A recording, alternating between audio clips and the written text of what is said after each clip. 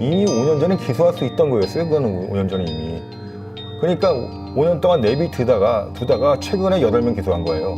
그렇게 쉬운 것도 하지 않은 게 검찰이에요. 공범 세력들도 제대로 안 잡아들입니다. 비호 세력도 제대로 수사도 안 하고 기소도 안 합니다. 자금 추적도 안 합니다. 해외로 은닉됐을 경우엔 거의 손 놓고 있다고 보여집니다.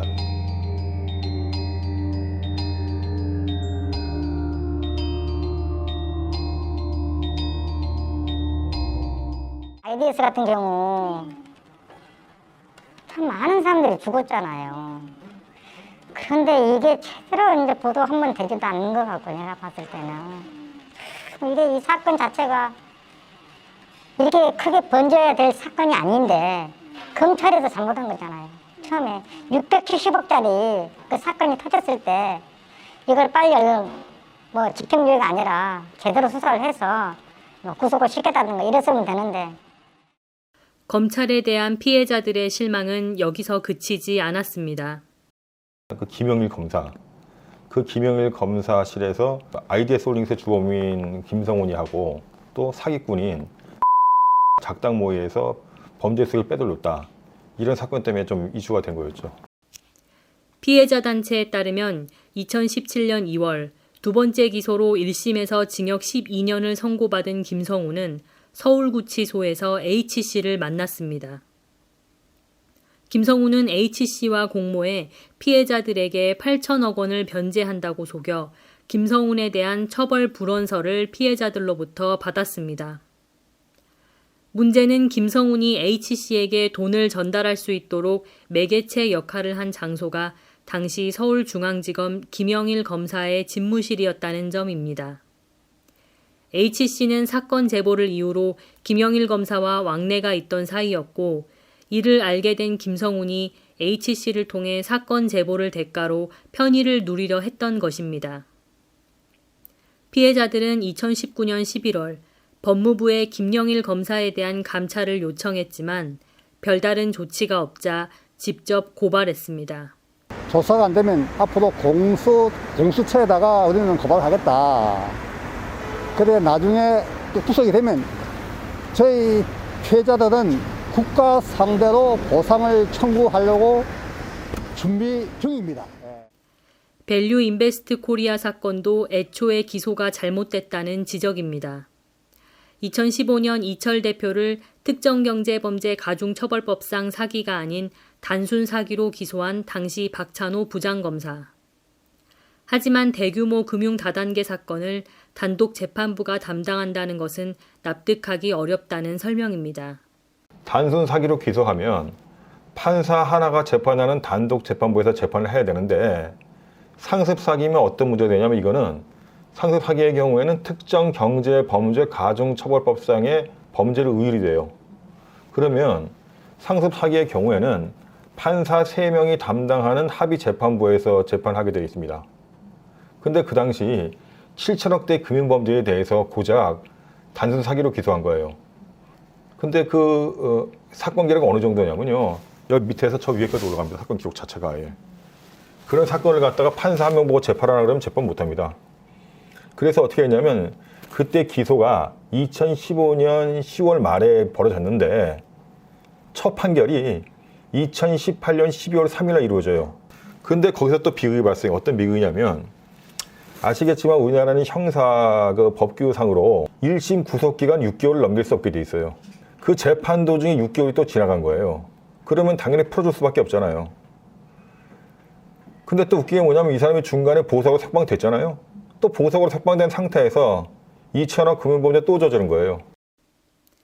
피해자 단체는 지난해 9월 29일 박찬호 검사에 대한 감찰 요청서를 대검찰청에 제출했지만 답변은 허무했습니다. 답변 게 뭐냐면 진정 종결로 왔더라고요. 그런 것도 없고, 원래 자기 식구 감싸기인데, 일종의 그게. 검찰이 모집책 수사만큼 적극적이지 않은 수사 분야는 또 있습니다. 바로 범죄 수익의 출처입니다. 이게 보면은 두목 하나 잡아놓고 끝입니다. 공범 세력들도 제대로 안 잡아들입니다. 비호 세력도 제대로 수사도 안 하고 기소도 안 합니다. 자금 추적도 안 합니다. 그리고 그것들이 이제 그 해외로 은닉됐을 경우엔 거의 손 놓고 있다고 보여집니다. 문제는 이런 것들이 사건의 진상규명도 어렵고 처벌도 못하게 하는 거고 결과적으로는 피해배상까지 가기가 어렵습니다. 그 전에 이들은 다 주범에게 한 명에게 책임을 미루고 본인들은 그 재산을 빼돌려서 이미 어딘가에 숨어 있거나 주범도 한 10년 정도 살고 나와가지고는 일부 자신의 목을 찾아가겠죠. 밸류 사건 피해자들은 2015년 첫 수사 당시 검찰이 범죄 수익에 대해 제대로 수사하지 않았다고 주장합니다. 이 같은 정황은 당시 검찰의 수사 보고서에 그대로 나와 있었습니다. 그 당시 그 기록 속에 있는 수사 보고서가 있어요. 그 수사 보고서에 뭐라고 나와 있냐면 이철의 계좌 추적 내역이 다 나와 있어요. 그리고 심지어는 그 계좌 추적 내역을 보면 중간에 횡령하고 사기했다는 게 다 나와요, 아예.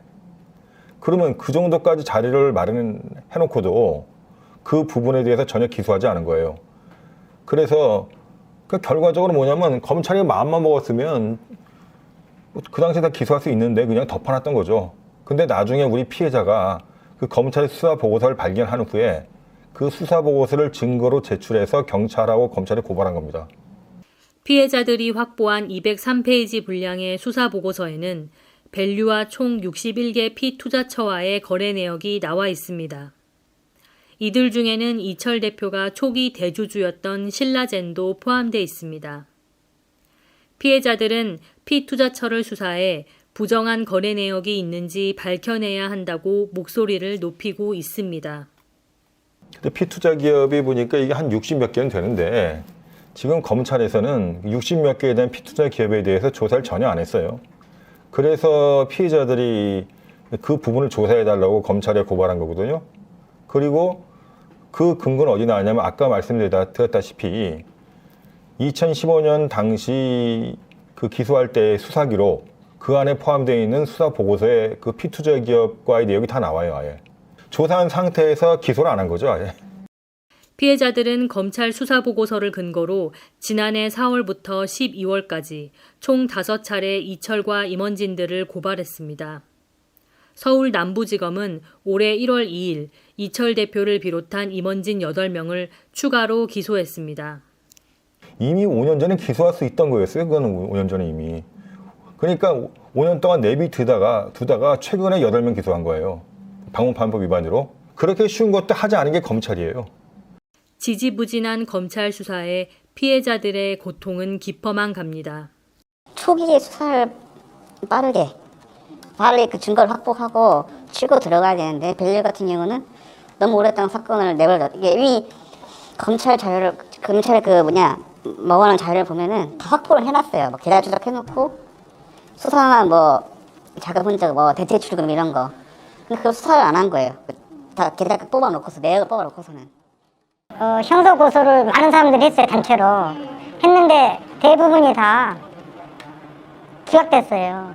나중에 이제 그 방문 탐미 위반 혐의로 지금 일부 사람만, 많지 않아요. 일부 사람만 지금 고소를 해서 진행 중에 있어요. 지금 아직 그것도 기소되거나 그런 건 아니에요. 아직 지금 진행 중에 있다고요. 변호사들 지금 고발해 놓은 상태고 어저께도 전화했지만 아직까지도 조사 중이었답니다. 김진일 검사도 저희들이 고소장을 했는데 수사 중이다. 그럼 언제까지 수사하느냐 도대체가. 제가 볼 때는 우리 피해자들도 앞으로 고발할 게 한 50건, 60건 더 남아 있습니다. 근데 피해자들이 50건, 60건 고발하기 전에 검찰이 알아서 예전에 있던 검찰 수사 기록을 참고해서 자기네들이 직권적으로 다 기소해야 돼요.